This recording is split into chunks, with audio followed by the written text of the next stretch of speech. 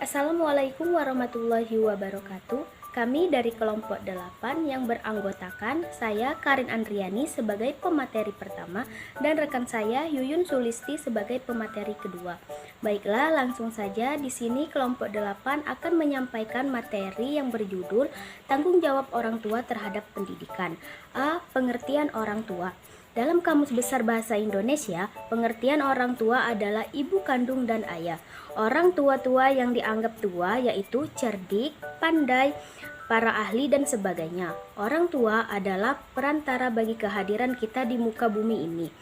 Yang pertama kali mengasuh, mengajar, dan mendidik kita. Orang tua mempunyai pengaruh dalam menggariskan alam masa depan yang dinanti-nantikan oleh anak. Baik pengaruh tersebut menuju arah kebahagiaan atau arah keselenggaraan.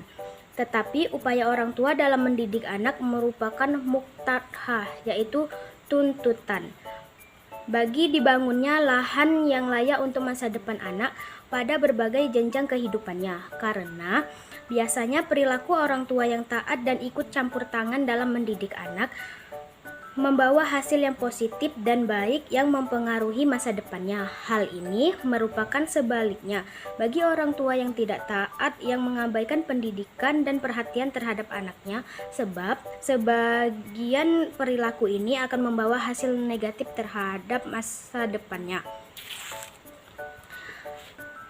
Apabila orang tua yang berperilaku dan berakhlak baik, taat kepada Allah, menjalankan syariat Islam, dan berunjung sepenuhnya di jalan Allah, serta memiliki jiwa sosial, maka dalam diri anak pun akan mulai terbentuk dan tumbuh dalam ketaatan pula yang mengikuti apa yang telah dicontohkan orang tuanya dalam perilaku mereka sehari-hari. Secara fitrah, orang tua akan mencintai, mengasihi, menyayangi, dan memperhatikannya.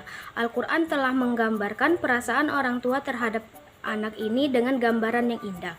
Tidak diragukan lagi bagi tiap muslim bahwa Al-Quran Karim menghormati kedua orang tua dan mewajibkan ketaatannya kepada mereka sesudah ketaatan kepada Allah Subhanahu wa Ta'ala.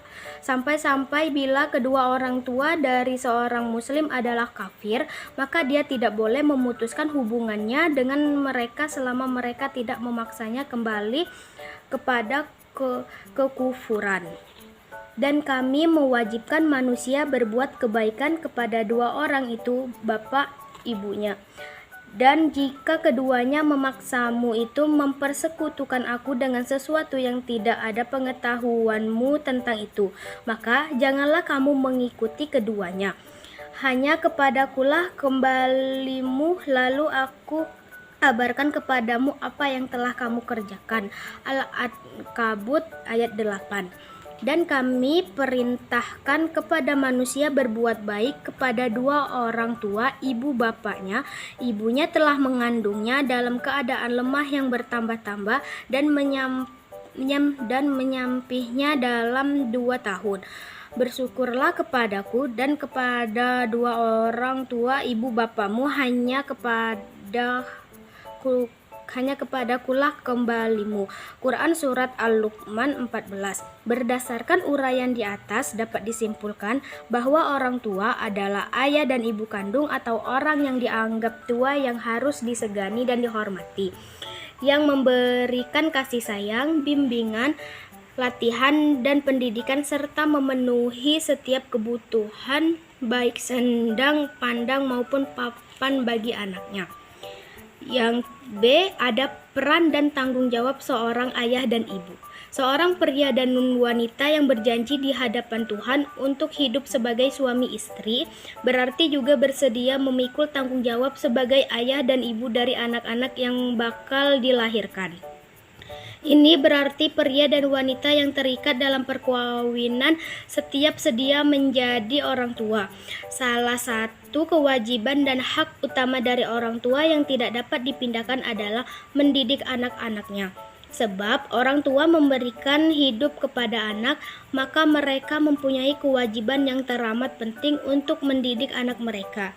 Jadi, tugas sebagai orang tua tidak hanya sekedar menjadi pelantaran adanya makhluk baru dengan kelahiran, tetapi juga memelihara dan mendidiknya. Orang tua memiliki peranan yang sangat besar bagi pertumbuhan dan perkembangan anak. Ayah dan ibu masing-masing mempunyai peranan terhadap pertumbuhan dan perkembangan anak. Yang C, ada landasan ayat dan hadis tentang tanggung jawab orang tua.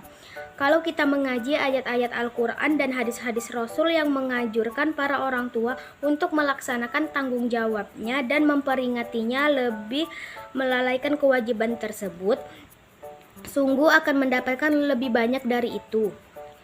Hal itu tidak lain agar setiap pendidik mengetahui besarnya tanggung jawab mereka, sebagaimana diterangkan dalam firman Allah dalam Al-Quran, Quran Surat At-Tahrim ayat 6, yang artinya, hai orang-orang yang beriman, peliharalah dirimu dan keluargamu dari api neraka yang bahan bakarnya adalah manusia dan batu.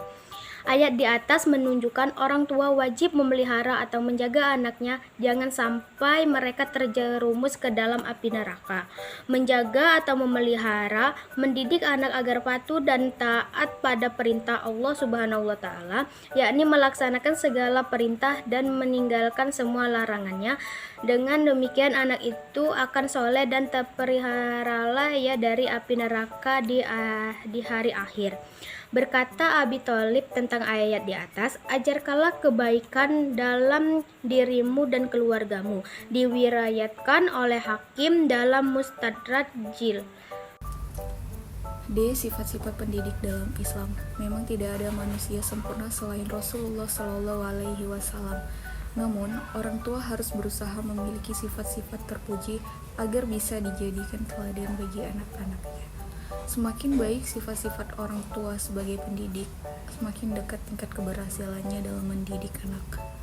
Berikut ini adalah sifat-sifat yang harus disandang oleh pendidik sukses. Yang pertama, ikhlas. Yang kedua, penyabar dan tidak pemarah. Yang ketiga, lemah lembut dan tidak kasar. Yang keempat, hatinya penuh rasa kasih sayang. Yang kelima, memilih yang termuda di antara dua perkara selagi tidak berdosa. Yang keenam, tidak pemarah. 7. Ada senjang waktu dalam memberi nasihat. Dan yang terakhir, keteladanan. Tanggung jawab orang tua dalam mendidik anak. Menurut pandangan Islam, Imam Al-Ghazali berkata, anak adalah amanat bagi orang tuanya. Hatinya bersih, suci dan polos, kosong dari segala ukiran dan gambar. Anak akan selalu menerima segala yang diukirnya dan akan cenderung terhadap apa saja yang mempengaruhinya. Maka apabila dia dibiasakan dan diajarkan untuk melakukan kebaikan, niscaya akan seperti itulah anak terbentuk, sehingga kedua orang tuanya akan mendapatkan kebahagiaan di dunia dan akhirat. Sang anak akan menjadi orang yang terdidik, namun apabila si anak dibiasakan untuk melakukan kejahatan dan ditelantarkan bagaikan binatang liar, sengsara dan celakalah ia. Dosanya akan ditanggung langsung oleh kedua orang tuanya sebagai penanggung jawab dari amanat Allah. Berbagai tanggung jawab yang paling menonjol dan diperhatikan oleh Islam adalah tanggung jawab para pendidik terhadap individu-individu yang berhak menerima pengarahan, pengajaran, dan pendidik dari mereka. Pada hakikatnya, tanggung jawab itu adalah tanggung jawab yang besar, pelik, dan sangat penting. Sekian materi dari kelompok 8. Saya akhiri. Wassalamualaikum warahmatullahi wabarakatuh.